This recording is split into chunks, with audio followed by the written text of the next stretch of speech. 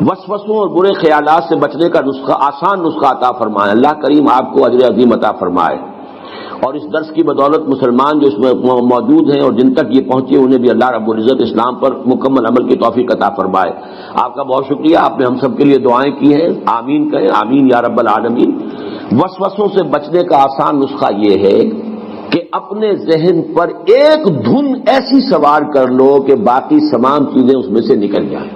حدیث نبوی ہے، من جعل همومه ہما واحدا ہم الآخرۃ کفى اللہ جمیع همومہ فی الدنیا، یعنی اپنے تمام تفکرات کو ایک فکر میں گم کر دو اور وہ آخرت کا فکر ہو۔ جب سارے فکر اس کے تابع ہو جائیں گے تو ذہن ہمیشہ اسی میں لگے گا۔ نماز میں بھی آپ کھڑے ہوں گے تو جب دوسری چیزیں سب کی تابع ہو چکی ہیں تو اب وسوسے نہیں آئیں گے۔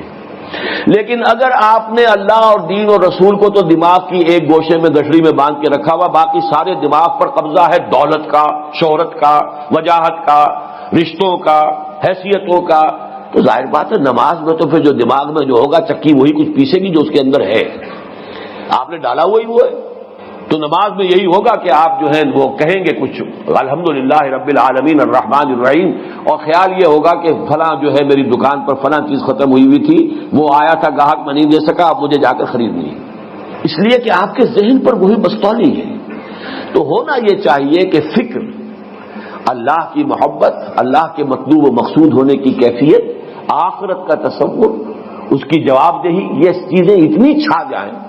کہ پھر یہ کہ شیطان کو بھی داخل ہونے کے لیے بڑی محنت کرنی پڑے، مشقت کرنی پڑے اس کے اندر کوئی ہیڈ وے بنانے کے لیے، لیکن اگر سارا کچھ ہم نے اپنے دماغ کے اندر وہی کچھ رکھا ہوا ہے تو وہی چکی جو ہے وہ پستی رہے گی۔